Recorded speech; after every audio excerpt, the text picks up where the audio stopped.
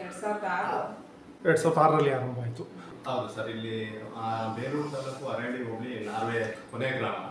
ಇಲ್ಲಿ ಉದ್ದೇಶ ಏನಂದ್ರೆ ರೈತರಿಗೆ ಅನುಕೂಲ ಆಗಬೇಕು. ಇಲ್ಲಿ ಆಲ್ಮೋಸ್ಟ್ ಬರೋದ್ರೆ ಕಾಫಿ ಮೆಣಸು ಬೆಳೆ ಅಂತಾರೋ ಅವರಿಗೆ ಒಂದು ಸಹಕಾರ ಆಗಬೇಕು ಅನ್ನೋ ಒಂದು ದೃಷ್ಟಿಯಲ್ಲಿ ಈ ಬ್ಯಾಂಕ್ನ ಓಪನ್ ಮಾಡಿದ್ದು.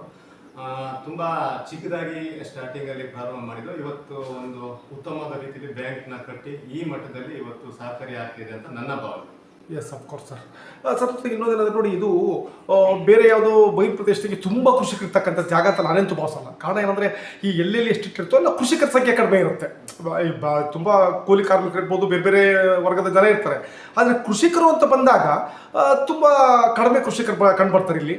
ಇಷ್ಟು ಇಂಥ ಒಂದು ಪ್ಲೇಸಲ್ಲಿ ಈ ಬ್ಯಾಂಕ್ನ ಬೆಳೆಸಲಿಕ್ಕೆ ಕಷ್ಟ ಅನಿಸ್ಲಿಲ್ವಾ? ಅಥವಾ ಈ ಅಂತ ತಲುಪಲಿಕ್ಕೆ ಎಷ್ಟೆಲ್ಲ ಅಂದರೆ ನಿಮ್ಮ ಎಷ್ಟೆಲ್ಲ ಶ್ರಮ ಇರ್ಬೋದು? ಇದನ್ನ ನಿಮ್ಮ ಟೋಟಲ್ ನಿಮ್ಮ ಸಂಘದ ಬೆಳವಣಿಗೆ ಬಗ್ಗೆ ನಾವು ಮಾತನಾಡೋದಾದ್ರೆ ಇಲ್ಲಿ ಸರ್ ನಾರ್ವೆ ಪಂಚಾಯತಿ ಮತ್ತೆ ತುಂಗರಳ್ಳಿ ಪಂಚಾಯತಿ ಅಂತ 2 ಪಂಚಾಯತಿ ಬರ್ತವೆ.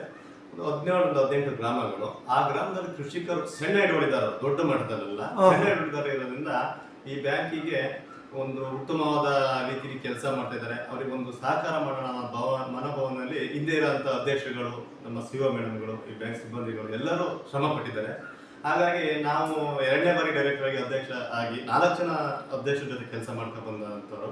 ಹಾಗಾಗಿ ಇಲ್ಲಿ ಇರೋ ರೈತರಿಗೆ ಒಂದು ಅನುಕೂಲ ಆಗಲಿ ಅಂತ ನಾವೆಲ್ಲ ಶ್ರಮ ಪಟ್ಟು ಬಂದಿದ್ದೀವಿ ಇಲ್ಲಿಗೆ. 2021ರಲ್ಲಿ ನಾವು ಡೈರೆಕ್ಟರ್ ಆಗಿ ಬಂದಿದ್ದು 2ನೇ ಬಾರಿಗೆ. 2020 ಸಾಲಿನಲ್ಲಿ ಒಂದು ಬಾರಿ ಡೈರೆಕ್ಟರ್ ಆಗಿದ್ದು ಚುನಾವಣೆ ಆಗಿ ಮತ್ತೆ ನಾವು ನಿರ್ದೇಶಕರಾಗಿ ಇದ್ರೊಳಗೆ ನಾವು ಅಧ್ಯಕ್ಷ ಆಗಿದ್ದ ಹಿಂದೆ ಇದ್ದಂತ ಅಧ್ಯಕ್ಷರು ಉತ್ತಮ ರೀತಿ ಕೆಲಸ ಮಾಡ್ಕೊಂಡು ಬಂದಿದ್ದಾರೆ. ಎಲ್ಲರೂ ಅವರು ತುಂಬಾ ಶ್ರಮ ಪಟ್ಟಿದ್ದಾರೆ. ಈ ಬ್ಯಾಂಕ್ಗೆ ಸಹಕಾರ ತುಂಬಾ ಇದೆ. ನಾನು ಅಧ್ಯಕ್ಷ ಆದ್ಮೇಲೆ ನನ್ನ ಮೆಟ್ಟಿಗೆ ನಾನು ತುಂಬಾ ಏಜ್ ಚಿಕ್ಕನಿದ್ದೀನಿ, ಅವರು ತುಂಬಾ ಸೀನಿಯರ್ ಇದ್ದಾರೆ. ನಾನು ಅವ್ರ ಹಿರಿಯರ ಸಲಹೆ ಕೇಳಿ ನಾವು ಏನ್ ಮಾಡ್ಬೇಕು ರೈತರಿಗೆ ಒಂದು ಆತರ ಸಹಕಾರ ಮಾಡ್ಕೊಂಡು ಬಂದಿದ್ದೀವಿ. ಅಲ್ಪ ಸ್ವಲ್ಪಗೆ ಕೆಲಸ ಮಾಡ್ಕೊಂಡು ಯಾರ ಹತ್ರ ಅನುದಾನ ತರಬೇಕು, ಏನ್ ಮಾಡ್ಬೇಕು, ಇಲ್ಲಿದ್ದ ಸ್ಥಳೀಯ ಶಾಸಕರ ಜೊತೆ ಮಾತಾಡಿ ನಾವು ಅನುದಾನ ತರಬೇಕು ಮಾತಾಡಿದ್ವಿ. ನಮ್ಮ DCC ಬ್ಯಾಂಕ್ ಅಲ್ಲಿ ಅನುದಾನ ಎಷ್ಟು ತರಬೇಕು ನಮ್ಮ ಮೇಡಮ್ ಹತ್ರ ಮಾತಾಡಿ ಅನುದಾನ ತಂದ್ರೆ ರೈತರಿಗೆ ಸಹಕಾರ ಮಾಡಿ. ನಾವು ಸರ್ ರಾಜಕೀಯ ಪಕ್ಷ ಹೊರತುಪಡಿಸಿ ಇಲ್ಲಿ ಏನು ಕೃಷಿಕರು ಬಂದು ಒಬ್ರು ಕೃಷಿಕ ಬಂದು ಅರ್ಜಿ ಆಗ್ತಾರೆ, ಅವರಿಗೆ ನಾವು ನಮ್ಮವನು ಅವನು ಅಂತ ಬೆಂಬಲಿಸ್ತಾರೆ. ಎಲ್ಲ ನಾವು ಅಧ್ಯಕ್ಷರಾಗಿ ಉಪಾಧ್ಯಕ್ಷ ಇರ್ತಾರೆ, ಇಲ್ಲಿ ನಮ್ಮ ಸಿಒ ಮೇಡಮ್ ಇರ್ತಾರೆ, ಸಿಬ್ಬಂದಿ ಇರ್ತಾರೆ, ಮತ್ತೆ ನಿರ್ದೇಶಕರು ಇರ್ತಾರೆ. ಅವ್ರನ್ನೆಲ್ಲ ಒಟ್ಟಿಗೆ ಕೂತ್ಕೊಂಡು ಮೀಟಿಂಗ್ ಅಲ್ಲಿ ಚರ್ಚೆ ಮಾಡಿ ಇವ್ರಿಗೆ ಕೊಡ್ಬೇಕಾ ಬೇಡವಾ, ಇವ್ರಿಗೆ ಯೋಗ್ಯರೋ ಅಲ್ವಾ, ಸಾಲನ ರಿನ್ಯೂವಲ್ ಮಾಡ್ತಾರ ಇಲ್ವಾ ಕಟ್ತಾರ ಇಲ್ಲ ಅನ್ನೋದು ಚರ್ಚೆ ಮಾಡಿ ನಾವು ಸಾಲನ ಅವ್ರಿಗೆ ಇಡತ್ತೆ. ಇಲ್ಲಿ ಸರ್ ಒಂದು 2 ಎಕರೆ 3 ಎಕರೆ ಜಮೀನು ಇರೋಂಥವ್ರು ಸಾಲ ಹಾಕ್ತಾರೆ. ನಮ್ಮಲ್ಲಿ KCC ಸಾಲ ಅಂತ ಕೊಡ್ತೀವಿ ಅವರಿಗೆ. ಒಂದು ಅಲ್ಪ ಮಟ್ಟಿಗೆ 1 ಎಕರೆ 2 ಎಕರೆ ಕೊಟ್ಟವರಿಗೆ ಒಂದು 50,000 60,000 1 ಲಕ್ಷ ಈ ತರ ಕೊಡ್ತಿದೀವಿ ಅವರಿಗೆ ಅನುಕೂಲ ಆಗಕ್ಕೆ. ಅಂತವ್ರು ಬಂದು ಇಲ್ಲಿ ಸಾಲ ತಗೊಳ್ತಾರೆ ಸರ್. ಬೆಳೆ ಸಾಲ ಕೊಡ್ತೀವಿ ಫಸ್ಟ್, ಅದಕ್ಕೆ ಪ್ರಿಫರೆನ್ಸ್ ಇರೋದು. ಆಮೇಲೆ ನಮ್ಮ ಫಂಡ್ಸ್ ನೋಡ್ಕೊಂಡು ಓನ್ ಫಂಡ್ ಸ್ವಲ್ಪ ಇದು ಮಾಡ್ಕೊಂಡು ಅದರಲ್ಲಿ ಪಿಗ್ಮಿ ಸಾಲ ಕೊಟ್ಟಿದ್ದೀವಿ, FD ಇಟ್ಟವರಿಗೆ ಅದ್ರ ಮೇಲೆ ಸಾಲ ಕೊಟ್ಟಿದ್ದೀವಿ, ಮತ್ತೆ MTR ಸಾಲ ಮೀಡಿಯಂ ಟರ್ಮ್ ಲೋನ್ ಅದು ಕೊಟ್ಟಿದ್ದೀವಿ. ಆಮೇಲೆ ಗೋಲ್ಡ್ ಲೋನ್ ಒಂದು ಕೊಟ್ಟಿಲ್ಲ, ಅಂದ್ರೆ ಸ್ವಲ್ಪ ಈಗ ಸೆಕ್ಯೂರಿಟಿ ಪ್ರಾಬ್ಲಮ್ ಇರೋದ್ರಿಂದ ಇಂಟೀರಿಯರ್ ಇರೋದ್ರಿಂದ ಅದಕ್ಕಿನ್ನೂ ಕೈ ಹಾಕಿಲ್ಲ. ಬಟ್ ಮುಂದಿನ ದಿನಗಳಲ್ಲಿ ಆ ಯೋಜನೆನೂ ಇದೆ, ಅದನ್ನ ಮಾಡ್ಕೋಬೇಕು. ಅದನ್ನ ಮಾಡ್ಬೇಕು ಅಂತ ನಾವು ಪ್ರಯತ್ನ ಪಡ್ತಾ ಇದೀವಿ ಸರ್. ತಕ್ಷಣ ಸಾಲ ಕೊಡ್ಬೇಕು ಅಂತ ಕಷ್ಟ ಇದೆ. ಇವತ್ತು ಅರ್ಜಿ ಹಾಕ್ತಾರೆ, ರೈತ ನಾಳೆ ಕೊಡ್ಬೇಕಂತ ಆಗಲ್ಲ. ಫಂಡ್ ನೋಡ್ಕೊಂತೀವಿ, ಮಂತ್ಲಿ ಮೀಟಿಂಗ್ ಬರುತ್ತೆ. ಆ ಮಂತ್ಲಿ ಮೀಟಿಂಗ್ ಅಲ್ಲಿ ನಾವೆಲ್ಲ ಚರ್ಚೆ ಮಾಡ್ಬೇಕು, ಕೊಡ್ಬೇಕಾ ಬೇಡವಾ ಅಂತ. ಫಂಡ್ ಇರಲ್ಲ ನಮ್ಮಲ್ಲಿ, ಫಂಡ್ ಕಡಿಮೆ ಇರುತ್ತೆ. ಕೊಡ್ಬೇಕಾ ಬೇಡವಾ ಅಂತ ಚರ್ಚೆ ಮಾಡಿ ಫಂಡ್ ತಂದು ಅವ್ರಿಗೆ ಕೊಡತ್ತಕ್ಕ ಸರ್. 1 ದಿನಕ್ಕೆ 2 ದಿನಕ್ಕೆ ಆಗಂತ ಕೆಲಸ ಅಲ್ಲ, 15 ದಿನ ಆಗ್ಬೋದು, ತಿಂಗಳು ಆಗ್ಬೋದು. ನಮ್ಮಲ್ಲಿ ಇದೆ ಸರ್. ಖಂಡಿತ. ನಮ್ಮಲ್ಲಿ ಸರ್ ಏನಾಗಿದೆ ಅಂದ್ರೆ ಉದ್ಯೋಗ ಖಂಡಿತ ಹಳ್ಳಿಗೆ ಬರ್ತಾ ಇದಾರೆ ಬೆಂಗಳೂರಲ್ಲೆಲ್ಲ. ನಮ್ಮಲ್ಲಿ ಸರ್ ಸಾಲ ಕೊಡ್ಬೇಕಂದ್ರೆ ಅವ್ರಿಗೆ ಜಮೀನು ಇಲ್ಲಬೇಕು. ಖಂಡಿತ ಕೃಷಿ ಉದ್ಯಮ ಕೃಷಿಕರಿಗೆ ಬೇರೆ ಲೋನ್ ನಾವು ಕೊಡಕ್ ಬರಲ್ಲ. ಹೌದು. ಷೇರುದಾರರಾಗಿರ್ತಾರೆ, ಜಮೀನು ಇರ್ಬೇಕು, ಜಮೀನು ಇದ್ದವರಿಗೆ ಕೊಡ್ತೀವಿ. ಖಾಲಿ ಆತರ ಏನ್ ನಮ್ಮಲ್ಲಿ ಕೊಡ್ಬೇಕಂತ ಇದಕ್ಕೆ ಅಂತಲ್ಲ, ಕೃಷಿ ಉದ್ಯಮಿ ಅಂದಾಗ ಅವ್ನು ಕೃಷಿಕರ ಮಗನೇ ಆಗಿರ್ತಾನೆ. ಹಾಗೆ ಆ ತರದ್ದು ಇದೆಯಾ? ಬಟ್ ಏನಂದ್ರೆ ನಮ್ಮ ಹತ್ರ ಫಂಡ್ಸ್ ನಾವು ನೋಡ್ಕೋಬೇಕು. FD ಇಟ್ಟಿರ್ತಾರೆ, ಅವರಿಗೆ ಬಡ್ಡಿನೂ ಕೊಡ್ಕೊಂಡು ಲೋನ್ ಫಂಡ್ ಅಲ್ಲಿ ಸಾಲ ಕೊಡ್ಬೇಕು ಅಂತಂದ್ರೆ ಅದು ಸ್ವಲ್ಪ ನಾವು ಯೋಚನೆ ಮಾಡ್ಬೇಕು. ಸಡನ್ ಆಗಿ ಇವಾಗ ಸಾಲ ಕೊಟ್ಟಿರ್ತೀವಿ, ಯಾರಾದ್ರೂ ಒಬ್ರು FD ಇಟ್ಟವ್ರು ನಮಗೆ ದುಡ್ಡು ಬೇಕು ಅಂತ ಹೇಳ್ತಾರೆ, ಅದನ್ನ ಅವರಿಗೆ ರೀಫಂಡ್ ಮಾಡ್ಬೇಕು ಅಂದ್ರೆ ನಮ್ಮ ಹತ್ರ ಫಂಡ್ಸ್ ನಾವು ಇಟ್ಕೋಬೇಕು. ಮತ್ತೆ ಇವಾಗ ಇಲ್ಲಿ ಸ್ವಲ್ಪ ವಸೂಲಾತಿನೂ ಸ್ವಲ್ಪ ಕಷ್ಟ ಆಗಿರೋದ್ರಿಂದ ಈಗ ನಾವಿನ್ನೂ ಆ ತರ ಸಾಲಕ್ಕೆಲ್ಲ ಹೋಗಿಲ್ಲ. SHG ಗುಂಪುಗಳಿಗೆಲ್ಲ ಸಾಲ ಕೊಟ್ಟಿದೀವಿ, SC ಶಕ್ತಿ ಸಂಘಗಳಿಗೆ. ಅವರು ಇಲ್ಲೇ ಸಂಘನೂ ನಡೆಸ್ತಾರೆ, ಮತ್ತೆ ಸಾಲನೂ ಕಟ್ಕೊಂಡು ಹೋಗ್ತಾರೆ ಚೆನ್ನಾಗಿ. ಅಂದಾಗ ಅದೊಂದನ್ನ ತುಂಬಾ ಅಂದ್ರೆ 2010-10ನೇ ಸಾಲಿಂದನೂ SHG ಸಂಘಗಳಿಗೆ ಸಾಲ ಕೊಡೋದನ್ನ ಬೆಳವಣಿಗೆಯಲ್ಲಿ ಇದೆ. ಮೇಜರ್ ಅದನ್ನ ಕೊಟ್ಟಿದೀವಿ ಜಾಸ್ತಿ. ಅದು ಬಿಟ್ರೆ ಇನ್ನ ಬೇರೆ ಸಾಲಗಳು ಇನ್ನೂ ಕೈ ಹಾಕಿಲ್ಲ, ಮುಂದಿನ ದಿನಗಳಲ್ಲಿ ಮಾಡೋ ಯೋಜನೆ ಇದೆ, ನೋಡ್ಬೇಕು. ನಮ್ದು ಸರ್ ಬೇಲೂರು ತಾಲೂಕು ಲಾಸ್ಟ್ ಅದು 3,36,00,000 ಕೆಸಿ ಸಾಲನೆ ಕೊಟ್ಟಿವಿ ಇಲ್ಲಿ. ಅದು ಹೈಯೆಸ್ಟ್ ಬಜೆಟ್ ನಮ್ಮಲ್ಲಿ. ಹೌದು ಖಂಡಿತ ಸರ್, ಖಂಡಿತ. ಬೇರೆ ಒಂದು ಬ್ಯಾಂಕ್ ಅಲ್ಲಿಗಿಂತ ಹೋಲ್ಸಿದ್ರೆ ನಮ್ಮ ಬ್ಯಾಂಕ್ ಎಷ್ಟು ಸ್ಪೆಷಲ್ ಏನ್ ಗೊತ್ತಾ ಸರ್, ಇಲ್ಲಿ ಬೇಲೂರು ತಾಲೂಕು ನಮ್ ನಾರ್ವೆ ಭಾಗ ಇದೆಯಲ್ಲ, ಇದು ಲಾಸ್ಟ್ ಮೂಲೆ. ಅಂದ್ರೆ ನಮ್ ಬೇಲೂರು ಮಾತಿಲ್ಲ, ಬೇಲೂರಿಗೆ ಹೋಗ್ಬೇಕಂದ್ರೆ ಸಕಲೇಶ್ಪುರ ನಮಗೆ 10 ಕಿಲೋಮೀಟರ್. ಹಂಗಾಗಿ ನಮಗೆ ಬೇಲೂರಿಗೆ ಎಲ್ಲದಕ್ಕೆ ಹೋಗ್ಬೇಕಾಗಿರೋದ್ರಿಂದ ಇದು ಲಾಸ್ಟ್ ಗ್ರಾಮ ಅಲ್ವಾ. ಇಷ್ಟು ಮಟ್ಟಿಗೆ ನಾವು ಬೆಳೆಸಿದೀವಿ ಅಂದ್ರೆ ಇದು ನಮಗೆ ಅದ್ರ ಬಗ್ಗೆ ಹೆಮ್ಮೆ ಇದೆ. ಒಂದ್ 4 ದಿನ 5 ದಿನ ಹೆಚ್ಚು ಕಡಿಮೆ ಆಗ್ಬೋದು. ನಾವು ರಿಕ್ವೆಸ್ಟ್ ಮಾಡ್ತೀವಿ, ನಮ್ಮ ಮೇಡಮ್ ಅವರು ರಿಕ್ವೆಸ್ಟ್ ಮಾಡ್ತಾರೆ, ಬರ್ತಾರೆ. ಆ ತರ ಏನು ಇದಿಲ್ಲ ಸರ್. ರಿಕ್ವೆಸ್ಟ್ ಮಾಡಿ ನಾವು ವಸೂಲಾತಿ ಮಾಡ್ತೀವಿ, ಬರ್ತಾರೆ. ಇಲ್ಲಿವರೆಗೂ KCC 100% ವಸೂಲಾತಿ ಆಗಿದೆ ಸರ್. ಹಾಗಾಗಿ ಅದೇನು ತೊಂದರೆ ಇಲ್ಲ. ಅಂದ್ರೆ ಇವಾಗ ಸ್ವಲ್ಪ ವಸೂಲಾತಿ ಕಷ್ಟ ಇದೆ. ಅವ್ರನ್ನ ತುಂಬಾ ರಿಕ್ವೆಸ್ಟ್ ಮಾಡ್ಬೇಕು. ಇವಾಗ ಲಾಸ್ಟ್ ಡೇಟ್ ಅಂತಂದ್ರೆ ಇನ್ನೂ ಒಂದ್ 5-6 ಜನ ಬಂದೂ ಇರಲ್ಲ. ಅವ್ರಿಗೆ ರಿಕ್ವೆಸ್ಟ್ ಮಾಡ್ಕೊಂಡು ಸುಮ್ಮನೆ ಇವಾಗ ಬಡ್ಡಿ ಮಾರ್ಜಿನ್ ಎಲ್ಲ ಕಡಿಮೆ ಇದೆಯಲ್ಲ ಗವರ್ಮೆಂಟ್ ಇಂದ, ಸೊಸೈಟಿಗೂ ಲಾಸ್ ಆಗುತ್ತೆ ಆತರ ನಾವು ವಸೂಲಿ ಮಾಡ್ತೀವಿ. ಹಾಗಾಗಿ ಅದು ರಿಕ್ವೆಸ್ಟ್ ಮಾಡಿ ಕಟ್ಸ್ಕೊಳ್ಳೇಬೇಕು, ಅದು ಅನಿವಾರ್ಯತೆ. ಖಂಡಿತ ಸ್ವಲ್ಪ ಕಷ್ಟ ಆಗುತ್ತೆ ಸರ್ ರೈತರಿಗೆ, ಬರ್ತಾರೆ, ಇಲ್ಲ ಅಂತಲ್ಲ 100% ವಸೂಲು ಮಾಡ್ತಾರೆ. ಖಂಡಿತ ಸರ್. ವಸೂಲಾದಾಗ ಮಾತ್ರ ಸಾಧ್ಯ ನಿಮ್ಮ ಬ್ಯಾಂಕ್ ಮತ್ತೆ ಮುಂದುವರಿಲಿಕ್ಕೆ, ಬೆಳಿಲಿಕ್ಕೆ, ಈ ಒಂದು ಸ್ಥಿತಿಗೆ ಬಂದಿರ್ಲಿಕ್ಕೆ. ಅಂದ್ರೆ ಕಟ್ಟಬಾರ್ದು ಅಂತ ಯಾರು ಮನಸ್ಥಿತಿ ಇರಲ್ಲ, ಬಟ್ ಕೆಲವೊಂದು ನೆಗ್ಲಿಜಿಯನ್ಸಿ ಆಗುತ್ತೆ. ಕಟ್ಟಿದ್ರೆ ಆಯ್ತು ಅನ್ನೋ ರೀತಿ ಏನಂದ್ರೆ ಡೇಟ್ ನೆನಪು ಅವರಿಗೆ ನಾಳೆ ಕಟ್ಬೋದು ಅಂತ ಈ ತರ ಒಂದು ತಾತ್ಸಾರ ಧೋರಣೆ ಅಷ್ಟೇ. ಕಟ್ಟಿದ್ರೆ ಆಯ್ತು, ನಮ್ದಲ್ವಾ, ಅಧ್ಯಕ್ಷ ನಮ್ಮವರಲ್ವಾ, ಹೇಳಿದ್ರೆ ಆಯ್ತು, ಅವ್ರ ಟೈಮ್ ತಗೊಂಡ್ರೆ ಆಯ್ತು, ಈ ತರ ಒಂದು ಧೋರಣೆ ಇರುತ್ತೆ. ಅದೇ ಸಮಸ್ಯೆ ಆಗ್ತಕ್ಕಂಥದ್ದು ಸರ್. ನಂತರ ಇನ್ನೊಂದೇನಂತಂದರೆ, ಇಲ್ಲಿ ಸಾಮಾನ್ಯವಾಗಿ ಪಿಗ್ಮಿ ಕಲೆಕ್ಟ್ ಮಾಡ್ತಾರೆ. ನಿಮ್ಮಲ್ಲೂ ಕೂಡ ಪಿಗ್ಮಿ ಕಲೆಕ್ಟ್ ಮಾಡ್ತೀನಿ ಅಂತ ಹೇಳ್ತಿದ್ರಿ. ಸೊ ಇಲ್ಲಿ ಪಿಗ್ಮಿ ಕಟ್ಟೋನಿಗೆ ಏನಪ್ಪ ಲಾಭ ಅಂತಂದರೆ, ನೀವು ಸಾಲ ಒಂದು ಕೊಡ್ತೀರಾ, ಆ ಸಾಲ ಅಷ್ಟೇ ಅವ್ರಿಗೆ ಲಾಭ. ನನಗೆ ತಿಳಿದ್ರೆ ಪಿಗ್ಮಿಗೆ ಯಾರು 1% ಅಥವಾ 2% ಜಾಸ್ತಿ ಇಂಟ್ರೆಸ್ಟ್ ಕೊಡೋದೇ ಇಲ್ಲ. ಇಂಟ್ರೆಸ್ಟ್ನ ನೋಡಪ್ಪ ನಾವು ಸಾಲ ಕೊಡ್ತೀವಿ, ಬಾ ಡಾಕ್ಯುಮೆಂಟ್ಸ್ ಎಲ್ಲ ಸಾಲ ತಗೊಂಡು ಹೋಗು ಅನ್ನೋ ಥರ ಇರ್ತದೆ. ಸೊ ಹೇಗೆ ಸರ್ ವಸೂಲಾತಿ? ಅದು ವಸೂಲಾತಿ ಕೂಡ ತುಂಬ ಕಷ್ಟ ಇರುತ್ತೆ. ಎಷ್ಟು ಪರ್ಸೆಂಟೇಜ್ ಸಾಲವನ್ನು ಕೊಡ್ತೀರಾ ಅವ್ರಿಗೆ? ಈಗ 1 ಲಕ್ಷ ಇಟ್ಟಿದ್ರೆ ಒಂದು ಎಷ್ಟು ಕೊಡ್ತೀರಿ ಸಾಲವನ್ನು? ಕನಿಷ್ಠ ಎಷ್ಟು ಅಂತ ಒಂದು ಇದೆಯಾ? ಹೇಗೆ ಸರ್ ಆ ಸಾಲದ ಬಗ್ಗೆ ನಾವು ಡೀಟೇಲ್ಸ್ ತಗೊಳ್ಳೋದಾದ್ರೆ? ಅಂದ್ರೆ ಇವಾಗ ಪಿಗ್ಮಿ ಅವರು ಇವಾಗ ಒಂದ್ ಕಟ್ತಾ ಇರ್ತಾರೆ, ಕಟ್ಟಿ 6 ತಿಂಗಳಾದ್ಮೇಲೆ ಅವ್ರಿಗೆ ಒಂದು ಸಾಲ ಅವಕಾಶ ಇರುತ್ತೆ ತಗೊಳಕ್ಕೆ.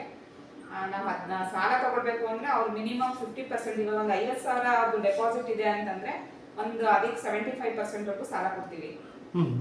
ಅದಕ್ಕೆ ಬಡ್ಡಿ ವಸೂಲಾತಿ 14% ರೈತರಿಂದ ಅಂದ್ರೆ ಪಿಗ್ಮಿ ಇದರಿಂದ ಅವ್ರಿಗೆ ಕಟ್ತಾರೆ, ಅವರಿಂದ ವಸೂಲಿ ಮಾಡ್ತೀವಿ.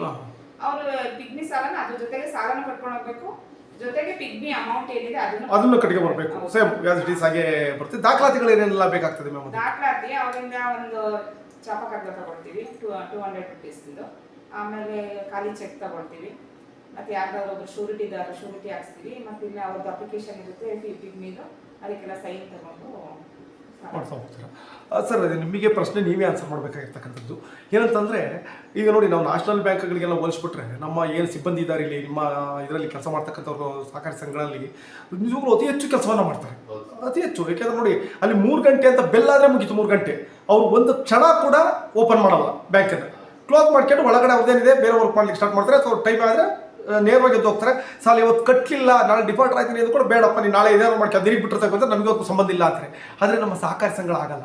ನೀವು ಒಂದು ಫೋನ್ ಮಾಡಿ ಹೇಳ್ತೀರಿ, ಯಾರು ನಿಮ್ಮ ಡೈರೆಕ್ಟ್ರು ಯಾರೋ ಫೋನ್ ಮಾಡಿದ್ರೆ, ನೋಡಪ್ಪ ಇಂಥವ್ರು ಗೊತ್ತಿದ್ದಾರೆ, ಅವ್ರು ಹಣ ಕಟ್ಟಲಿಕ್ಕೆ ಬರೋದು ಲೇಟ್ ಆಗುತ್ತೆ, ಸ್ವಲ್ಪ ವೆಯ್ಟ್ ಮಾಡಿ ಇಸ್ಕೊಂಡ್ರೆ ವೆಯ್ಟ್ ಮಾಡಿ ಅವ್ರು 6 ಗಂಟೆ ಆಗಲಿ 7 ಗಂಟೆ ಆಗಲಿ ಕ್ಯಾಶ್ ತಗೊಳ್ತಾರೆ ಅಥವಾ ಕ್ಯಾಶ್ ಕೊಟ್ಟು ಹೋಗ್ತಾರೆ. ಇಂಥ ಒಂದು ವ್ಯವಸ್ಥೆಯಲ್ಲಿ ಕೆಲಸವನ್ನು ಮಾಡ್ತಾರೆ. ಆದರೆ ಅವರ ಸವಲತ್ತುಗಳು ನಮ್ಮ ಈ ಸಿಬ್ಬಂದಿಗಳ ಸವಲತ್ತುಗಳು ಸೇರಿ ಲಾಟ್ ಆಫ್ ಡಿಫ್ರೆನ್ಸ್. ಹೋಲಿಕೆ ಮಾಡ್ಲಿಕ್ಕೆ ಸಾಧ್ಯ ಇಲ್ಲ. ಆಗತ್ತೇಳಿ ನೀವು ಅಷ್ಟೇ ಕೊಡಿ ಸರ್ ಅನ್ನೋಕ್ಕಾಗಲ್ಲ, ಯಾಕೆಂದರೆ ಇಲ್ಲಿ ಲಾಭ ಇರುತ್ತೆ, ಲಾಭದ ಪ್ರಮಾಣದ ಮೇಲೆ ಇವರಿಗೆ ಇದನ್ನು ವೇತನವನ್ನು ಕೊಡಬೇಕಾಗುತ್ತೆ. ಆದರೂ ಕೂಡ ಒಂದು ಗೌರವಯುತವಾದಂಥ ಒಂದು ವೇತನವನ್ನು ಕೊಡಿ ಅಂತ ನಾವು ಹೇಳ್ತಕ್ಕಂಥದ್ದು. ಅವರಿಗೆ ಒಂದು ಏನು ಭಯ ಇರಬಾರ್ದು, ಬಂದಿಲ್ಲಿ ಕೂತ್ಕೊಂಡ್ರೆ ನೋಡಪ್ಪ ಇಲ್ಲಿ ಸಿಗೋ ಸಂಬಳದಲ್ಲಿ ನಾನು ನೆಮ್ಮದಿ ಜೀವನವನ್ನು ಮಾಡ್ತೀನಿ ಅನ್ನೋಷ್ಟು ಮಟ್ಟಿಗೆ ಒಂದು ವೇತನವನ್ನು ನೀವು ಕೊಡಿ ಅಂತ. ಸೊ ಈ ವಿಚಾರವನ್ನು ಮಾತನಾಡೋದಾದರೆ ನಿಮ್ಮ ಸಿಬ್ಬಂದಿಗಳಿಗೆ ನೀವು ಎಷ್ಟರ ಮಟ್ಟಿಗೆ ವೇತನ ಸೌಲಭ್ಯಗಳನ್ನು ಕೊಡ್ತಿದ್ದೀರಾ ಸರ್? ಇವರು ಸರ್ ಪಾಪ ಏನಾಗಿದೆ ಅಂದರೆ ತುಂಬಾ 13-14 ವರ್ಷ ಕೆಲಸ ಮಾಡ್ಕೊಂಡು ಬಂದಿದ್ದಾರೆ. ತುಂಬಾ ಕಡಿಮೆ ಸಂಬಳಕ್ಕೆ ಮಾಡಿರೋ ಅಂಥದ್ದು. ಇತ್ತೀಚೆಗೆ ನಾವೆಲ್ಲ ಅಧ್ಯಕ್ಷರಿಗೆ ಬಂದ್ಮೇಲೆ ನಮ್ಗೆ ಒಂದು ಮನಸ್ಸಿಗಿದಾಗಿ ಸ್ವಲ್ಪ ಜಾಸ್ತಿ ಮಾಡೋಣ ಅಂತ. ಅವ್ರ ಫ್ಯಾಮಿಲಿ ನಡಿಬೇಕಲ್ಲ ಸರ್, ಗಂಡ ಅವ್ರ ಫ್ಯಾಮಿಲಿ ನಡಿಬೇಕಂತ ನಾವು ಇತ್ತೀಚಿನ ದಿನಗಳಲ್ಲಿ ಸ್ವಲ್ಪ ಜಾಸ್ತಿ ಮಾಡ್ಕೊಂಡಿದ್ದೀವಿ. ಅವರು ಒಂದು ಮನಸ್ಸಿಗೆ ನೆಮ್ಮದಿ ಆಗುತ್ತೆ. ಆ ವಿಚಾರದಲ್ಲಿ ನಮ್ದು ನಮ್ಮ ಮನಸ್ಸಿಗೆ ಏನು ಅನ್ಸುತ್ತೋ ಗೊತ್ತಿಲ್ಲ, ಅವ್ರಿಗೆ ಏನು ಅನ್ಸುತ್ತೋ ಗೊತ್ತಿಲ್ಲ, ನಮ್ದು ಒಂದು ಸ್ಯಾಟಿಸ್ಫ್ಯಾಕ್ಷನ್ ಆಗಿ ಅವ್ರಿಗೆ ಮಾಡ್ಕೊಡ್ತೀವಿ. ಅವ್ರಿಗೂ ಪಾಪ ಎಂತ ಕೆಲಸ ರಾತ್ರಿ 8 ಗಂಟೆ ಆಯ್ತು 9 ಗಂಟೆವರೆಗೂ ಕೆಲಸ ಮಾಡ್ತಾರೆ. ಅಡಿಗೆ ಮಾಡೋದ್ಬಿಟ್ಟು ಮಕ್ಕಳನ್ನ ನೋಡ್ಕೊಂಡ್ಬಿಟ್ಟು ಗಂಡ ಇರ್ತಾರೆ. ಹಾಗಾಗಿ ಕೆಲಸ ಮಾಡೋದ್ರಿಂದ ನಾವು ನಮಗೂ ಅನ್ಸ್ಬೇಕಲ್ಲ ಸರ್, ಅವ್ರಿಗೂ ಒಂದು ಸ್ವಲ್ಪ ಜಾಸ್ತಿ ಮಾಡಿಸ್ಕೊಡ್ಬೇಕು ಸಂಬಳನ ಅಂತ ಇತ್ತೀಚಿನ ದಿನಗಳಲ್ಲಿ ಮಾಡಿಸ್ಕೊಟ್ಟಿದ್ವಿ ಸರ್. ಅವರಿಗೆ ಇನ್ನೂ ಸಾಕಾಗಲ್ಲ, ಅದು ಪೇಮೆಂಟು ಜಾಸ್ತಿ ಮಾಡಿಕೊಡ್ಬೇಕು. ಏನ್ ಮಾಡೋದು, ಇಲ್ಲೆಲ್ಲರೂ ಒಪ್ಕೋಬೇಕಲ್ಲ, ಬೋರ್ಡ್ ಒಪ್ಕೋಬೇಕಲ್ವಾ, ಹಂಗಾಗಿ ಎಲ್ಲರೂ ಮಾತಾಡಿ ಒಂದು ಮಾಡ್ಕೊಟ್ಟಿದ್ದೀವಿ ಸರ್. ಖಂಡಿತವಾಗಿ ಯಾಕೆಂತಂದ್ರೆ ನನಗೆ ತಿಳಿದಾಗಿ ಒಂದು 24/7 ಅಂತ ಕರಿತೀವಿ ನಾವು ಮಾತಾಡಬೇಕಾದ್ರೆ 24 ಗಂಟೆ ಯಾರಾದ್ರೂ ಕೆಲಸ ಮಾಡ್ತಾರೆ ಅಂದ್ರೆ ಸಹಕಾರಿ ಸಂಘ ಮಾತ್ರ. ಇಡೀ ನಮ್ಮ ಕರ್ನಾಟಕದ ಡಿಪಾರ್ಟ್ಮೆಂಟ್ಗಳಲ್ಲಿ ಯಾವುದೇ ಡಿಪಾರ್ಟ್ಮೆಂಟ್ಗೆ ಹೋದ್ರು ಟೈಮಿಂಗ್ಸ್ ಕೆಲಸ, ಆದರೆ ಸಹಕಾರಿ ಸಂಘ ಟೈಮಿಂಗ್ಸ್ ಇಲ್ಲ, ರಜಾ ಅಂತಿಲ್ಲ. ನಾನು ನೋಡಿ ನಾಳೆ ನಾನು ಇದಕ್ಕೆ ಯಾವುದೋ ಒಂದು ಬೈಕಿಗೆ ಕಾಲ್ ಮಾಡಿದ್ದೆ, ಸರ್ ನಾಳೆ ಬನ್ನಿ, ಆಕ್ಚುಲಿ ರಜಾ ಅಲ್ಲಿ ಕೊಡಗಲ್ಲಿ, ನಾಳೆ ಉತ್ತರ ಹಬ್ಬ ಇದೆ, ನಾಳೆ ರಜಾ ಕೊಡಗಲ್ಲಿ ಮುಖಂದೂರು ಅಂತ, ನಾಳೆ ಬನ್ನಿ ಸರ್ ಅಂತ ಹೇಳಿದ್ರು ಅವರು. ಸರ್ ರಜಾ CO ಸಿಗ್ತಾರೆ, ಇಲ್ಲ ಸರ್ ಬನ್ನಿ ನಮ್ಮ CO ಬರ್ತಾರೆ. ಹಬ್ಬ ಮಾಡಿದ್ಬಿಟ್ಟು ಅಲ್ಲೂ ಕೂಡ ಲೇಡಿನೇ CO ಅಲ್ಲಿ ಕೂಡ ಅವರು ಹಬ್ಬ ಮಾಡಿದ್ಬಿಟ್ಟು ಇವ್ರ ಜೊತೆ ಬಂದು ನಾಳೆ ಇಂಟರ್ವ್ಯೂನಲ್ಲಿ ಕೂತ್ಕೋಬೇಕು. ಅವರು ಉತ್ತಮ ರೀತಿಯಲ್ಲಿ ಕೆಲಸ ಮಾಡ್ತಿದ್ದಾರೆ ಸರ್. ನಮ್ಮ CO ಆಗ್ಬೋದು, ಸಿಬ್ಬಂದಿ ಆಗ್ಬೋದು, ನಮ್ಮ ನಾರ್ವೆ ಸೊಸೈಟಿ ಬ್ಯಾಂಕ್ ಉತ್ತಮ ರೀತಿಯಲ್ಲಿ ಕೆಲಸ ಮಾಡ್ತಿದ್ದಾರೆ ಅಂತ ನಮ್ಮ ಡೈರೆಕ್ಟರ್ಗಳಿಗೆ, ಅಧ್ಯಕ್ಷಗಳಿಗೆ, ಉಪಾಧ್ಯಕ್ಷಗಳಿಗೆ, ಇಲ್ಲಿ ಗ್ರಾಮಸ್ಥರಿಗೆ ಎಲ್ಲರೂ ಹೇಳಿದ್ದಾರೆ, ನಮ್ಗೆ ರಿಸಲ್ಟ್ ಕೊಟ್ಟಿದ್ದಾರೆ. ಖಂಡಿತ ಸರ್, ಒಳ್ಳೆ ಸಹಕಾರ ಮಾಡ್ತಾರೆ, ರೈತರು ಬಂದಾಗ ಉತ್ತಮ ರೀತಿಯಲ್ಲಿ ನಡ್ಕೊಂತಾರೆ ಅಂತ ಈ ತರ ಮನೋಭಾವನೆ ಇರೋ ಅಂತ.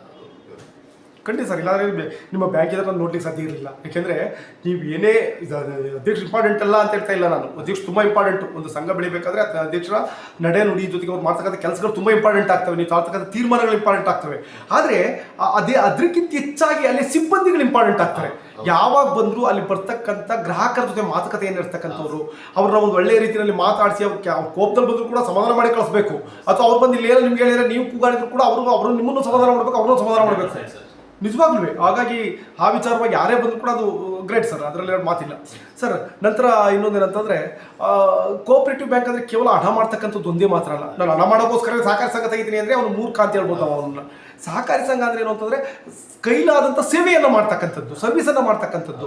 ತಾನು ಯಾವ ಭಾಗದಲ್ಲಿ ಇದ್ದೀನೋ, ತನ್ನ ಸದಸ್ಯರು ಯಾರಿದ್ದಾರೆ, ಅವ್ರೇನಾದ್ರು ಸಾಧನೆ ಮಾಡಿದಾಗ ಅವ್ರಿಗೆ ಗೌರವವನ್ನು ಕೊಡ್ತಕ್ಕಂಥದ್ದು, ಅವ್ರ ಮಕ್ಕಳು ಹೆಚ್ಚು ಸಾಧನೆಯನ್ನು ಮಾಡಿದಾಗ ಅವರನ್ನು ಗೌರವಿಸ್ತಕ್ಕಂಥದ್ದು, ಅಥವಾ ತನ್ನ ಊರಲ್ಲಿ ಅಕ್ಕಪಕ್ಕ ಏನಾದ್ರು ಕಾರ್ಯಕ್ರಮ ನಡೆದಾಗ ಅದರಲ್ಲಿ ಭಾಗವಹಿಸ್ತಕ್ಕಂಥದ್ದು, ಇದು ಕೋಆಪರೇಟಿವ್ ಸಿಸ್ಟಮ್ ಅಂತ ಅಂದರೆ.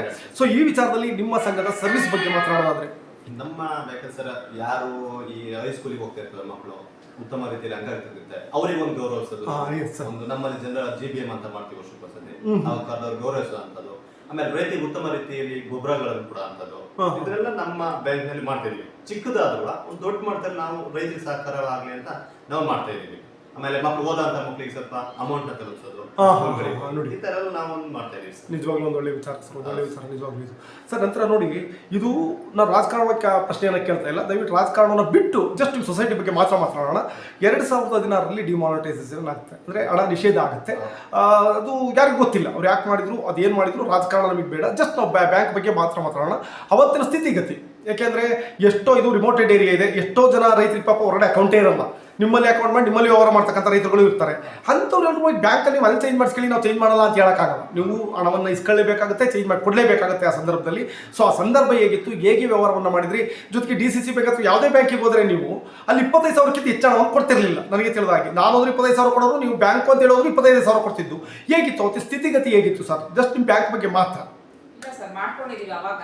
ಅಂದ್ರೆ ಅವಾಗ ನೋಟ್ ಇದಾದಾಗ ತುಂಬಾ ಜನ ಬಂದು ಕಟ್ಟಿದ್ದಾರೆ ಅಮೌಂಟ್. ನಾವು SB ಇಲ್ಲ ಅಂದ್ರೂ ಅವ್ರು SB ಅಕೌಂಟ್ ಓಪನ್ ಮಾಡ್ಕೊಂಡು ಅವ್ರು ಬೇರೆ ಕಡೆ ಹೋಗ್ಬೇಕಲ್ಲ ಅನ್ನೋ ಉದ್ದೇಶಕ್ಕೆ SB ಅಕೌಂಟ್ ಓಪನ್ ಮಾಡ್ಕೊಂಡು ನಮ್ಮಲ್ಲಿ ಅದನ್ನ ಅಮೌಂಟ್ ಹಾಕೊಂಡು ನಾವು ಅದನ್ನ DCC ಬ್ಯಾಂಕ್ ಹೆಡ್ ಆಫೀಸಿಗೆ ತಪ್ಪಿದ್ರೆ ಕರ್ನಾಟಕ ಬ್ಯಾಂಕ್ ನಮ್ದು ಅಕೌಂಟ್ ಇದೆ, ಸೊಸೈಟಿ ಅಕೌಂಟ್, ಅಲ್ಲಿ ಟ್ರಾನ್ಸ್ಫರ್ ಮಾಡಿದೀವಿ. ಅಂದ್ರೆ ಲಿಮಿಟೇಷನ್ ಇರುತ್ತೆ, ಒಂದ್ ದಿವಸಕ್ಕೆ ಇಷ್ಟೇ ಮಾಡ್ಬೇಕು. ಹಾಗಾಗಿ ಅದನ್ನ ಈಗ ಕ್ಯಾಶ್ ಬ್ಯಾಲೆನ್ಸ್ ಜಾಸ್ತಿ ಓಡಿಸ್ಕೊಂಡು ನೆಕ್ಸ್ಟ್ ಡೇಗಾದ್ರೂ ಅದನ್ನ ರೆಮಿಟ್ ಮಾಡಿ ಅದನ್ನ ಬ್ಯಾಲೆನ್ಸ್ ಮಾಡ್ಕೊಂಡಿದೀವಿ. ನಿಜವಾಗ್ಲೂ ಒಳ್ಳೆ ವಿಚಾರ. ಯಾಕೆಂತಂದ್ರೆ ಇದು ನಗರಗಳಲ್ಲಾದ್ರೆ ಸಮಸ್ಯೆ ಇಲ್ಲ, ನಗರಗಳಿಗೆ 150 ಬ್ಯಾಂಕ್ ಸಿಗ್ತವೆ, ಅಥವಾ ಯಾವ್ದಾದ್ರು ಒಂದು ಟೌನ್ ಹೆಡ್ ಕ್ವಾರ್ಟರ್ ಆಗಿ ಗೊತ್ತಿರಲ್ಲ, ನೋಡಿ ಇವಾಗ ಇಟ್ಕೊಂಡ್ರೆ ನಾಳೆಗೆ ಅದು ಇದಾಗ್ಬಿಡುತ್ತೇನೋ ಅನ್ನೋ ಭಯ ಇರುತ್ತೆ. ಹಾಗಾಗಿ ಅವ್ರಿಗೆ ಆ ಭಯ ಬೇಡ ಅನ್ನೋದಕ್ಕೆ ನಾವು ಅದು ಅಕೌಂಟ್ ಓಪನ್ ಮಾಡ್ಕೊಂಡು ನಂಬರ್ ತಗೊಂಡು ಅದನ್ನ ಅವರಿಗೆ ಬೇರೆ ನೋಟ್ ಚೇಂಜ್ ಮಾಡ್ಕೊಟ್ಟಿದ್ದೀವಿ. ನಿಜವಾಗ್ಲೂ ಒಳ್ಳೆ ವಿಚಾರ. ಯಾಕೆಂದರೆ ಪರಿಸ್ಥಿತಿ ಆಗಿತ್ತು ನಮ್ಮ ರೈತರದು. ಇವತ್ತು ಏನು 99% ಹಣ ವಾಪಸ್ ಹೋಯ್ತು, ಅದ್ರ ಉಳಿದಂಥ 5% 0.5% ಹಣ ಉಳಿತು ಅಲ್ಲಿ ಹೋಗ್ತಾರೆ ರಿಸರ್ವ್ ಬ್ಯಾಂಕಿಗೆ. ಆ 0.5% ಯಾವುದು ಅಂದರೆ ನಮ್ಮ ಅನಕ್ಷರಸ್ಥರು, ನಮ್ಮ ಹಳ್ಳಿ ರೈತರದು. ನಗರದಲ್ಲಿ ಯಾವುದು ಉಳಿಲಿಲ್ಲ ಅದು ಹಣ. ನಮ್ಗೆ ಯಾರು ವಾಪಸ್ ಕಟ್ಟಲಿಕ್ಕೆ ಗೊತ್ತಾಗ್ದಲೇ ಬ್ಯಾಂಕಿಗೆ ಹೋಗ್ಲಿಲ್ವೋ ಅಥವಾ ಬ್ಯಾಂಕಲ್ಲಿ ಕ್ಯೂ ನಿಲ್ಲಕ್ಕಾಗಲ್ಲಪ್ಪ ಅಂತ ವಾಪಸ್ ಬಂದರು, ಅಂಥವ್ರು ಮಾತ್ರ ಹಣ ಉಳಿದಿದ್ದಲ್ಲಿ. ಸರ್ ನಂತರ ನೋಡಿ, ಇಷ್ಟಕ್ಕೆ ಮುಗಿಯಲ್ಲ ಸಮಸ್ಯೆಗಳು. ಇದಾದ ನಂತರ ಕೊರೋನಾ ಸ್ಟಾರ್ಟ್ ಆಗುತ್ತೆ. ಇದು ತುಂಬಾ ಸಂಕಷ್ಟದ ಸಮಯ.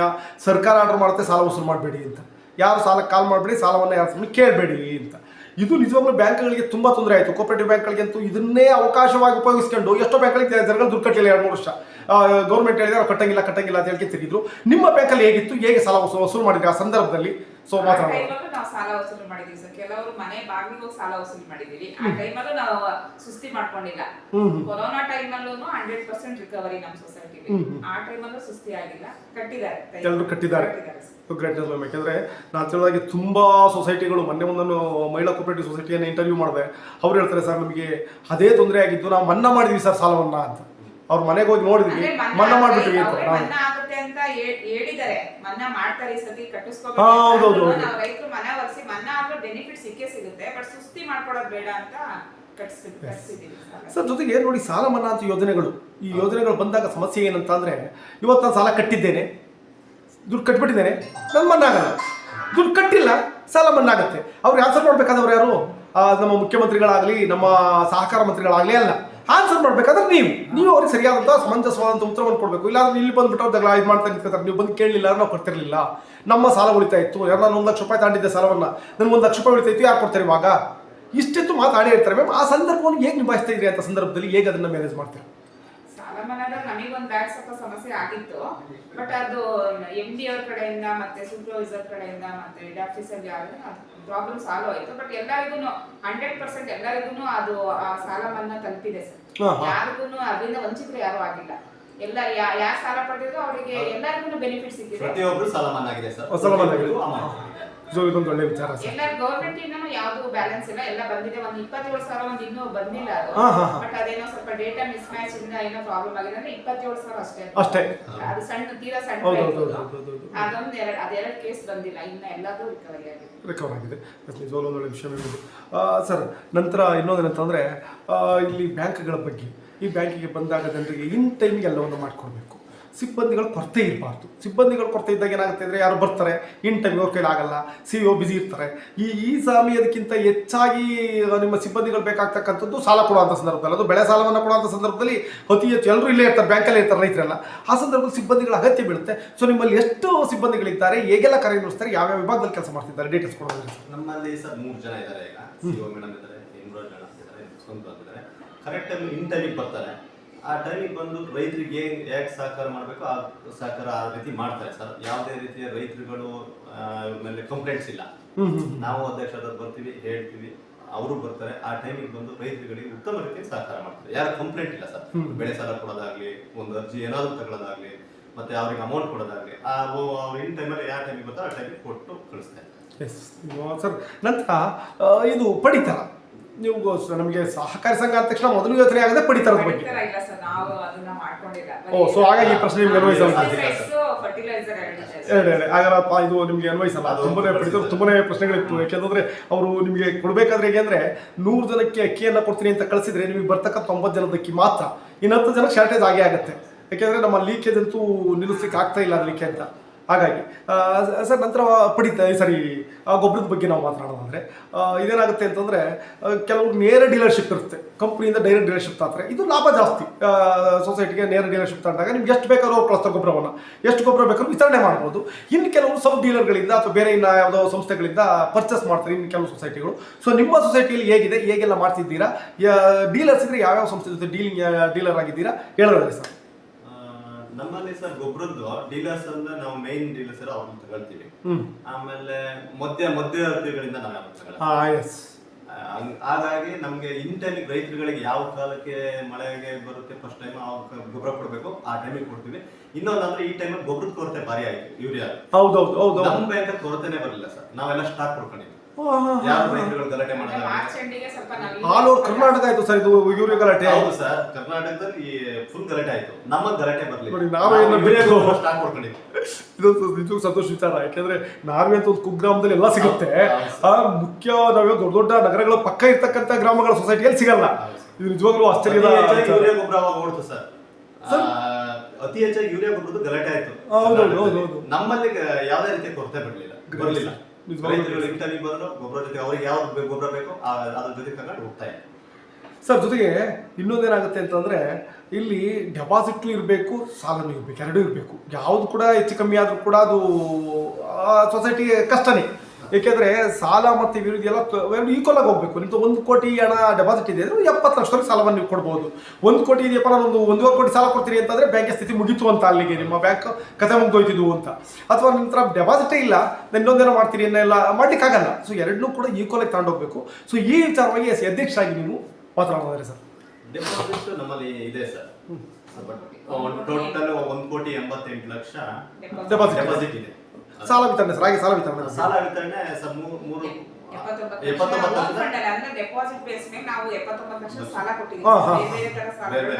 ಇನ್ನು ಸರ್ಕಾರಿ ಸಾಲ ಬೇರೆ.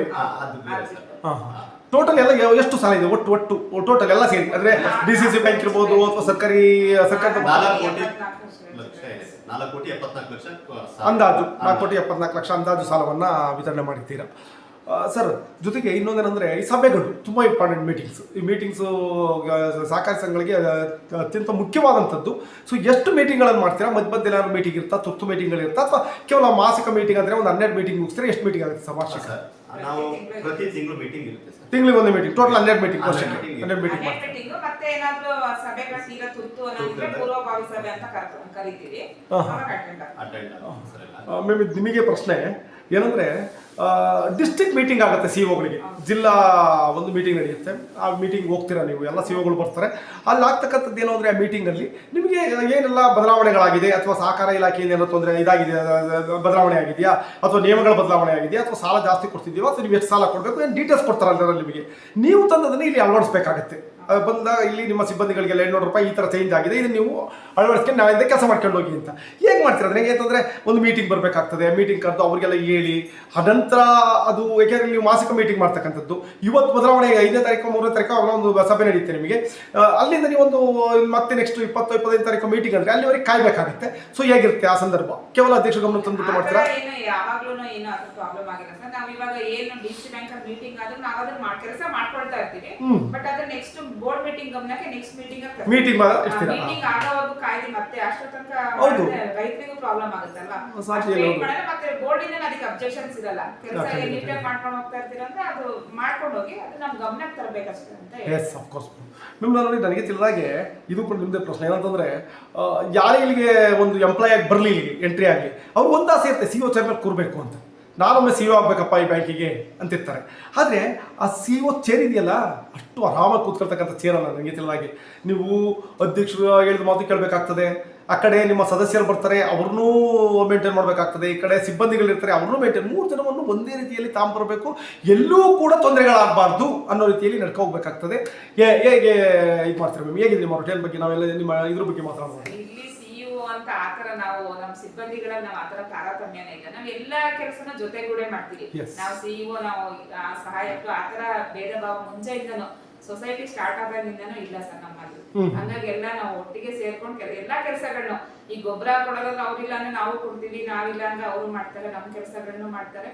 ಅಂದ್ರೆ ಎಲ್ಲಾನು ಮಾಡ್ಕೊಂಡು ಹೋಗ್ತೀವಿ. ಇಷ್ಟೋ ತನಕ ಅದ್ರಲ್ಲಿ ಏನು ಪ್ರಾಬ್ಲಮ್ ಏನಾಗಿಲ್ಲ.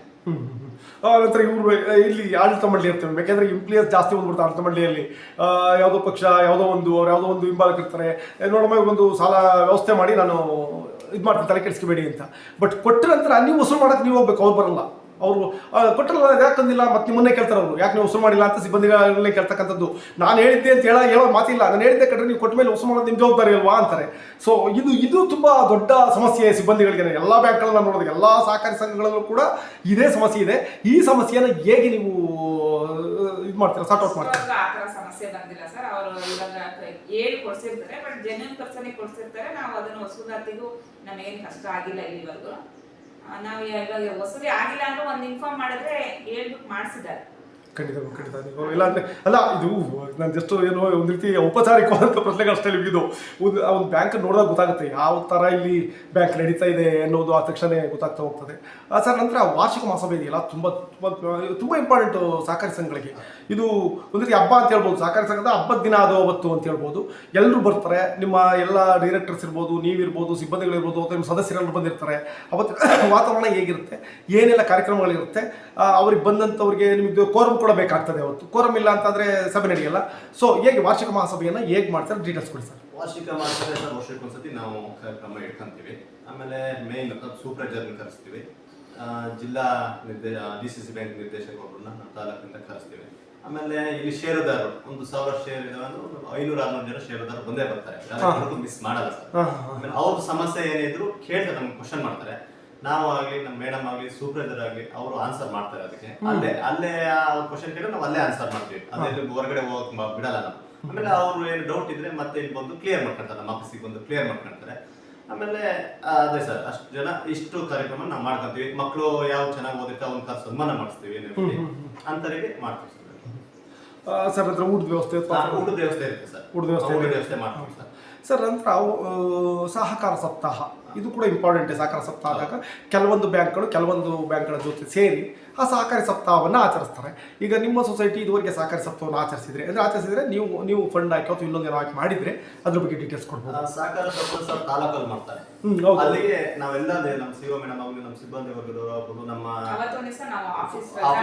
ಎಲ್ಲರೂ ಹೋಗ್ತೀವಿ, ಎಲ್ಲ ಬೋರ್ಡ್ ಆಫ್ ಡೈರೆಕ್ಟರ್ ಎಲ್ಲರೂ ಹೋಗ್ಲೇಬೇಕಾಗ್ತದೆ. ಸರ್ ನಂತರ ಅಧ್ಯಕ್ಷರಾಗಿ ನೀವು ಸಂಘದ ಒಳಗೆ ಮತ್ತು ಹೊರಗೆ ಎಲ್ಲ ಗೊತ್ತಿರುತ್ತೆ. ನೀವು ಅಧ್ಯಕ್ಷರಾಗದೇ ಇದ್ದಾಗ ಅನ್ಕೊಂಡಿರ್ತಾರೆ, ನಾನು ಅಧ್ಯಕ್ಷ ಆಗಿದ್ರೆ ಈ ಬ್ಯಾಂಕ್ ಏನೋ ಮಾಡ್ತಾ ಇದ್ದೆ ಮಾರಾಯ, ಅಥವಾ ನನಗಿಂತ ಒಂದು ಅವಕಾಶ ಸಿಕ್ಕಿದ್ರೆ ನಾನು ಈ ಬ್ಯಾಂಕ್ ನೀವು ಬೆಳೆಸ್ತಾ ಇದ್ದೆ ಇಂತೆಲ್ಲ ಕನಸುಗಳನ್ನ ಇಟ್ಕೊಂಡು ಒಳಗಡೆ ಬರೋ ಸುಮ್ಮನೆ ಯಾರು ಬರಲ್ಲ. ಅಂದರೆ ಇನ್ನೂ ಕೆಲವರು ಇರ್ತಾರೆ, ಹೇಗೆ ಅಂತ ನೋಡಪ್ಪ ಈ ಸಂಘದೊಳಗಡೆ ಹೋದ್ರೆ ನನಗೆ ಏನೆಲ್ಲ ಸಿಗುತ್ತೆ, ನಾನು ನಮ್ಮ ಮನೆ ತಂದು ಏನೆಲ್ಲ ಮಾಡ್ಬೋದು ಅನ್ನೋರು ಇರ್ತಾರೆ. ಇನ್ನೂ ಒಂದು ವರ್ಗ ಇರುತ್ತೆ, ಅದೇ ಒಂದು ರಾಜಕಾರಣ, ಪಾಲಿಟಿಕ್ಸು. ಸಂಘದ ಡೈರೆಕ್ಟರ್ ಆದರೆ ಅಥವಾ ಅಧ್ಯಕ್ಷ ಆದರೆ ನಾನು ರಾಜಕೀಯವಾಗಿ ಬೆಳಿಬೋದು, ಒಂದು ಅವಕಾಶ ಸಿಗುತ್ತೆ ನನಗೆ ಬೆಳೀಲಿಕ್ಕೆ. ಯಾಕೆಂದರೆ ಈ ಪ್ರದೇಶ ಕಟ್ಟೆ ಕಡೆ ಮನುಷ್ಯನು ನೀವು ರೀಚ್ ಆಗ್ಬೋದು. ಯಾರೊಬ್ಬ ಶಾಸಕರು ಕೂಡ ರೀಚ್ ಆಗ್ಲಿಕ್ಕಾಗಲ್ಲ, ನೇರವಾಗಿ ಶಾಸಕರು ಕೂಡ ದುಡ್ಡು ಕೊಡ್ಲಿಕ್ಕಾಗಲ್ಲ, ನೀವು ಕೊಡಿಸ್ಬೋದು, ಅವನಿಗೆ ಕಷ್ಟಕ್ಕೆ ಸಹಾಯವನ್ನು ಮಾಡ್ಬೋದು. ಸೊ ಹಾಗಾಗಿ ನೀವು ಇಲ್ಲಿ ಬರೋ ಉದ್ದೇಶ ನಾವು ಮಾತನಾಡೋದಾದ್ರೆ ಯಾವುದು ಉದ್ದೇಶಕ್ಕೋಸ್ಕರ ನೀವು ಕೋಆಪರೇಟಿವ್ ಸೊಸೈಟಿಗೆ ಬಂದ್ರಿ ಸರ್? ಆಯ್ಕೆ ಯಾಕಾಗಿತ್ತು? ರಾಜಕೀಯವಾಗಿ ಬಂದಿಲ್ಲ ಸರ್. ಇಲ್ಲಿ ನಾವು ಏನೋ ಒಂದು ಹುಡುಗರಿವಿ, ಹೆಂಗಿದ್ವಿ, ರೈತರಿಗೆ ಹೆಲ್ಪ್ ಮಾಡೋಣ, ಇದ್ರೊಳಗಡೆ ಬಂದ್ರೆ ಏನೋ ನಾವು ಒಂದು ಚಿಕ್ಕ ರೈತ, ನಮಗೂ ಒಂದು ಹೆಲ್ಪ್ ಆಗುತ್ತೆ, ರೈತರಿಗೆ ಒಂದು ಹೆಲ್ಪ್ ಆಗುತ್ತೆ ಅಂತ ಬಂದಿದೆ ಸರ್. ನಾವು ರಾಜಕೀಯವಾಗಿ ಯಾವುದೂ ಇದ್ರೊಳಗಡೆ ಬಂದಿಲ್ಲ. ರಾಜಕೀಯನೂ ನಾವು ಮಾತಾಡೋದಿಲ್ಲ ಇದ್ರೊಳಗೆ. ಇಲ್ಲಿ ಏನಿದೆ DCC ಬ್ಯಾಂಕ್ ಬಗ್ಗೆ ಆಗ್ಬೋದು, ನಮ್ಮ ಕೋಆಪರೇಟಿವ್ ಸೊಸೈಟಿ ಆಗ್ಬೋದು, ಇಷ್ಟು ಮಾತ್ರ ಮಾತಾಡ್ತೀವಿ. ಬೇರೆ ರಾಜಕೀಯನ ಹೊರಗಡೆ ಮಾತಾಡ್ತಾರೆ, ಅದು ಬಿಟ್ಟು ನಾವು ಬೇರೆ ಏನು ಮಾಡಲ್ಲ ಸರ್. ನಮ್ಮ ಏನು ಇಲ್ಲಿ ಒಳಪಡುತ್ತೆ, ಇಲ್ಲಿಗೆ ಏನು ಸಂಬಂಧಪಟ್ಟ ಅಷ್ಟು ಮಾತ್ರ ಫಂಡ್ ಎಲ್ಲಿಂದ ತರಬೇಕು, ಏನ್ ಮಾಡಬೇಕು, ಏನ್ ಅಭಿವೃದ್ಧಿ ಮಾಡಬೇಕು, ನಮ್ಮ ನೆಕ್ಸ್ಟ್ ಕೆಲಸ ಏನು ಕಾರ್ಯಕ್ರಮ ಮಾಡೋಣ ಅಂತ ಕೂತ್ಕೊಂಡು ರಾಜಕೀಯ ವ್ಯಕ್ತಿಗಳ ಜೊತೆ ಒಡನಾಟ ಕೆಲಸ ಮಾಡ್ತೀವಿ ಸರ್, ಇಲ್ಲ ಅಂತಲ್ಲ. ರಾಜಕೀಯ ವ್ಯಕ್ತಿ ಇರ್ಬೇಕಾಗ್ತದೆ, ಮಾಡ್ಸಿದ್ದೀವಿ, ನೀವೇನು ಮಾಡ್ಲಿಕ್ಕಾಗಲ್ಲ. ನಾನು ಪಕ್ಷ ನೀವು ಪಕ್ಷ ಆತರ ನಾವ್ ಯಾವ್ದು ಮಾತಾಡಲ್ಲ. ನೀನ್ ತಗಬಾ ನಾನ್ ತಗಬ ಎಲ್ಲ ಕೂಡ ಒಂದ್ MLA ಹತ್ರ ಹೋಗ್ಬೇಕು, ನಾವೆಲ್ಲ ಬೋರ್ಡ್ ಹೋಗಿ ಕೇಳಿ ಫಂಡ್ ಕೊಡಿ ಅಂತ ತಗೊಂಡು ಬರ್ತೀವಿ, ಆ ತರ ಸರ್. ಯಾಕೆಂತಂದ್ರೆ ರಾಜಕಾರಣ ಡೋರಿಂದ ಹೊರಗಿರ್ಬೇಕು, ಬಟ್ ರಾಜಕಾರಣವನ್ನು ಮಾಡಬೇಡಿ ಅಂತ ಹೇಳಕ್ಕಾಗಲ್ಲ ನಿಮಗೆ. ಕಾರಣ ಅಂದ್ರೆ ರಾಜಕೀಯ ಏನಾದರೂ ಒಂದು ಈಗಿಲ್ಲ ಅಂದ್ರೆ ಡೈರೆಕ್ಟ್ ಯಾರೋ ಒಂದು ಪಕ್ಷದ ಜೊತೆ ಗುರುತಿಸ್ಕೊಂಡಿರ್ತಾರೆ. ಸೊ ಅದನ್ನ ಬೇಡಪ್ಪ ನೀನು ಎಲ್ಲವನ್ನೂ ಬಿಟ್ಬಿಡು ಅಂತ ಹೇಳಲಿಕ್ಕಾಗಲ್ಲ. ಆದರೆ ಡೋರಿಂದ ಹೊರಗಡೆ ಬಿಡಿ, ಡೋರಿಂದ ಮತ್ತಾಚೆ ಹೋದ ತಕ್ಷಣ ನಿಮ್ಮ ಪಕ್ಷ ಏನಿದೆ, ನಿಮ್ಮ ಇದೇನಿದೆ ಅದು ಕಂಟಿನ್ಯೂ ಮಾಡಿ. ಡೋರಿಂದ ಹೊರಗಡೆ ಸಾಮಾನ್ಯ. ಹೌದು. ಹಾಗಾಗಿ ರಾಜಕಾರಣ ಅಂತಂದ್ರೆ ಹಾಗೆ ಆಗಿದ್ದಾಗ ಮಾತ್ರ ಬ್ಯಾಂಕ್ಗಳು ಬೆಳಿತವೆ. ಇಲ್ಲ ಒಳಗಡೆ ರಾಜಕಾರಣದ ನೋಡಪ್ಪ ಇವನು ಈ ಪಕ್ಷದವನು ಇವನಿಗೆ ಸಾಲ ಕೊಡು, ಇವನು ಈ ಪಕ್ಷದವನು ಸಾಲ ಕೊಡ್ಬೇಡ ಅಂದ ತಕ್ಷಣ ಬ್ಯಾಂಕ್ ಸ್ಥಿತಿ ಮುಗೀತು ಅಂತ. ಯಾಕಂದ್ರೆ ಹಾಸನದಲ್ಲಿ ಆಗುತ್ತೆ ಇದು ರಾಜಕಾರಣ, ಹಾಸನದಲ್ಲಿ ಆಗುತ್ತೆ. ರೇವಣ್ಣನ ಮನೆಗೆ ಹೋಗದಲ್ಲಿ ಯಾವುದೇ ಫೈಲ್ಗಳು ಪಾಸ್ ಆಗಲ್ಲ. ಸಾಲ ಕೊಡಬೇಕು ಅಂದ್ರೆ ರೇವಣ್ಣನ ಮನೆಗೆ ಹೋಗಿ ಇಟ್ಬೇಕು ಕೋಆಪರೇಟಿವ್ ಸೊಸೈಟಿ, ಆ ಸ್ಥಿತಿಯಲ್ಲಿದೆ ಹಾಸನ ಕೋಆಪರೇಟಿವ್ ಸಿಸ್ಟಮ್. ಸರ್ ನಂತರ ನಿಮ್ಮ ಬ್ಯಾಂಕ್ ಈಗಿನ ಪರಿಸ್ಥಿತಿಯಲ್ಲಿ ಇವತ್ತಿನ ಬಗ್ಗೆ ಮಾತನಾಡೋದಂದ್ರೆ ಎಷ್ಟು ಲಾಭದಲ್ಲಿದೆ ನಿಮ್ಮ ಸಂಘ? ಟೋಟಲ್ 4,94,000 ಲಾಭ ಇತ್ತು. ಲಾಭ ವಿಲೇವಾರಿ ಮಾಡಿ ಇವಾಗ ಪ್ರೆಸೆಂಟ್ 79,100 ಚಿಲ್ಲರೆ ಇವಾಗ ಮತ್ತೆ ಇದ್ರಲ್ಲಿ ಎರಡನೇ ಸರಿ ಲಾಭಾಂಶ ಇದೆ. ಸರ್ ಡಿವಿಡೆಂಟ್ ನಾವು ಮಾತನಾಡೋದಾದ್ರೆ ಎಷ್ಟು ಪರ್ಸೆಂಟ್ ಡಿವಿಡೆಂಟ್ ಕೊಟ್ಟಿದ್ದೀರಾ? 5% ಡಿವಿಡೆಂಟ್ ರೈತರಿಗೆ ಕೊಡ್ತೀವಿ ಸರ್. ಡಿವಿಡೆಂಟ್ ಹಂಚುವಾಗ ಲಾಭ ವಿಲೇವಾರಿಗೆ ಅಂತ ಇಟ್ಕೊಂಡಾಗ ಅದನ್ನ 5% ರೈತರಿಗೆ ಕೊಟ್ಟಾಗ 5% ಡಿವಿಡೆಂಟ್ ಅವ್ರಿಗೆ ಶೇರ್ ಹೋಲ್ಡರ್ಸ್ ಇರ್ತಾರೆ, ಅವರಿಗೆ ಇರ್ತಾರೆ. ಮ್ಯಾಮ್ ಜೊತೆಗೆ ಇನ್ನೊಂದೇನಾದ್ರು ನೋಡಿ, ಇಲ್ಲಿ ನಿಮಗೆ ಶೇರ್ ತಗೋಬೇಕಾದ್ರೆ ಅಥವಾ ಸದಸ್ಯನಾಗಬೇಕು ಅಂದರೆ ಏನೆಲ್ಲ ಅರ್ಹತೆ ಇರಬೇಕು? ಜೊತೆಗೆ ಎಲ್ಲ ಬ್ಯಾಂಕ್ಗಳು ABC ಅಂತ ಸದಸ್ಯರಿರ್ತಾರೆ. A ಅಂದರೆ ಅವನಿಗೆ ವೋಟಿಂಗ್ ಪವರ್ ಇರ್ತಕ್ಕಂಥದ್ದು, B ಅಂದರೆ ಜಸ್ಟ್ ಬಂದವನು ವ್ಯವಹಾರವನ್ನು ಮಾಡ್ತಕ್ಕಂಥದ್ದು, C ಅಂದರೆ ಒಂದು ಬೇರೆ ಒಂದು ಸಾಲ ತಗೊಳ್ಳಿಕ್ಕೆ ಬಂದಾಗ ಸದಸ್ಯತ್ವವನ್ನು ಮಾಡಿ ಅವನ್ನ ಒಂದು ಶೇರ್ ಹೋಲ್ಡರ್ ಮಾಡ್ಕೊಂಡಿರ್ತಕ್ಕಂಥದ್ದು ಇರುತ್ತೆ. ನಿಮ್ಮ ಬ್ಯಾಂಕಲ್ಲಿ ಹೇಗಿದೆ ಇದು? ಈ ಸಿಸ್ಟಮ್ ಬಗ್ಗೆ ಮಾತನಾಡೋದಾದ್ರೆ A ಸದಸ್ಯತ್ವ ಅಂದರೆ ಅವರು ಇವಾಗ ವೋಟಿಂಗ್ ರೈಟ್ಸ್ ಇರ್ತಾರಲ್ಲ ಅವರಿಗೆ A ಸದಸ್ಯತ್ವ ಕೊಟ್ಟಿದೆ. ಇವಾಗ ಬರೀ ಟ್ರಾನ್ಸಾಕ್ಷನ್ಸ್ ಮಾತ್ರ ಯೂಸ್ ಮಾಡ್ಕೊಳ್ತಾರೆ ಅಂದ್ರೆ ಅವ್ರದ್ದು ಇಲ್ಲಿ ಲೋಕಲ್ ಅಲ್ಲಿ ಅವ್ರ ಮೆಂಬರ್ಶಿಪ್ ಇದಿರಲ್ಲ, ವೋಟರ್ ID ಇರಲ್ಲ, ಅಂತವ್ರದೆಲ್ಲ ನಾಮಿನಲ್ ಮೆಂಬರ್ಶಿಪ್ ಅಂತ ಮಾಡ್ಕೊಂಡು ಅವರಿಗೆ ಇಲ್ಲಿ ವ್ಯವಹಾರ ಮಾಡಕ್ಕೆ ಅವಕಾಶ ಮಾಡ್ಕೊಡ್ತೀವಿ. ಆ ತರ ಸರ್ ಅಂದರೆ ನೋಡಿ, ಇದು ನಾನು ಎಲ್ರಿಗೂ ಬೇರೆ ಥರ ಕೇಳ್ತಿದ್ದೆ ಈ ಪ್ರಶ್ನೆಯನ್ನು, ಆದರೆ ನಿಮಗೆ ಅದನ್ನು ಬೇರೆ ಥರ ಕೇಳಬೇಕಾಗಿದೆ ಈಗ. ಏನಾಗುತ್ತೆ ಅಂದರೆ ನೋಡಿ, ಎಲ್ಲ ಇದು ಅತ್ಯಂತ ರಿಮೋಟೆಡ್ ಏರಿಯಾ. ನಾನು ಯಾಕೆ ಬಂದು ನಿಮ್ಮ ಬ್ಯಾಂಕಲ್ಲಿ ಹಣವನ್ನು ಇಡಬೇಕು? ರಿಮೋಟೆಡ್ ಏರಿಯಾ, ಇಲ್ಲಿ ನನಗೆ ಏನು ಗ್ಯಾರಂಟಿ? ನಿಮ್ಮ ಹತ್ರ ದುಡ್ಡು ಇಟ್ಟು ನನಗೆ ಏನು ಗ್ಯಾರಂಟಿ? ನಾನು ಯಾರನ್ನ ನಂಬಿ ನಾನು ದುಡ್ಡು ಇಟ್ಲಿ ನಿಮ್ಮಲ್ಲಿ? ಯಾರನ್ನ ನೋಡ್ಬಿಟ್ಟು ನಾನು ಇಲ್ಲಿ ಡಿಪಾಸಿಟ್ ಮಾಡಲಿ ನಿಮ್ಮ ಬ್ಯಾಂಕಲ್ಲಿ? ಹೇಳ್ತಾರೆ ಸರ್, ಅದು ಅವರವರ ವೈಯಕ್ತಿಕ ಸರ್. ಅವರಿಗೆ ಅಲ್ಲ, ನಿಮ್ಮ ಸಮರ್ಥನೆಯನ್ನು ಮಾಡಬೇಕು. ಸಮರ್ಥನೆಯನ್ನು ಹೇಳಿ, ಸಮರ್ಥನೆ ಹೇಳಿ. ಅದು ವೈಯಕ್ತಿಕರೇ, ಅದು ಅವರ ಬರಲ್ಲ. ಏನ್ ಹೇಳ್ತೀವಿ ಅಂದ್ರೆ, ನಮ್ಮಲ್ಲಿ ನ್ಯಾಷನಲ್ ಬ್ಯಾಂಕ್ ಇಂದ ನಮ್ಮಲ್ಲಿ ಬಡ್ಡಿ ದರ ಜಾಸ್ತಿ ಇದೆ, ಇಡಿ ಅಂತ ನಾವು ಹೇಳ್ತೀವಿ. ಅವರು ಇಡೋದು ಬಿಟ್ಟೋದು ಅವರಿಗೆ ಒಳಪಟ್ಟಿದೆ.